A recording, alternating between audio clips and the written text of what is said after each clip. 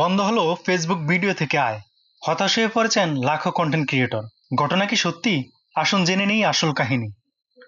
সম্প্রতি ফেসবুক অনেক আপডেট নিয়ে এসেছে। যেমন ধরুন, ইনস্টামেট বন্ধ, অ্যাডসেন্স বন্ধ করে নতুন এক মনিটাইজেশন পদ্ধতি চালু করেছেন ফেসবুক, কন্টেন্ট মনিটাইজেশন।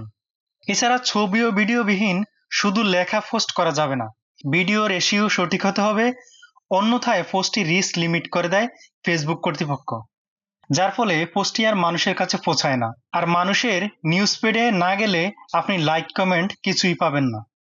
সত্যিই কি ভিডিও থেকে ইনকাম বন্ধ করে দিয়েছে ফেসবুক? আসলে তাদের আপডেটে কি বলা হয়েছে? আসুন সঠিক তথ্য জেনে নেই। ফেসবুক বলেছেন এখন থেকে আর ভিন্ন ভিন্ন রেশিওতে ভিডিও আপলোড করা যাবে না। অর্থাৎ ভিডিও রেশিও হয় 3টি ফরম্যাটে, যেমন 1:1, 9:16 এবং 16:9। 1:1 রেশিও হলো ফেসবুকের লং ভিডিও ফরম্যাট, যে ফরম্যাটে আগে পোস্ট করা যেত।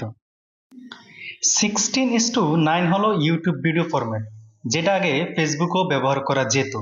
9:16 হলো ফেসবুক রিলস, ইউটিউব শর্টস ও ইনস্টাগ্রাম পোস্ট হিসাবে ব্যবহার করা যেত। ফেসবুক তাদের নতুন আপডেটে জানিয়েছে আগের মতো আর 16:9 এবং 1:1 ফরম্যাটে ভিডিও আপলোড করা যাবে না।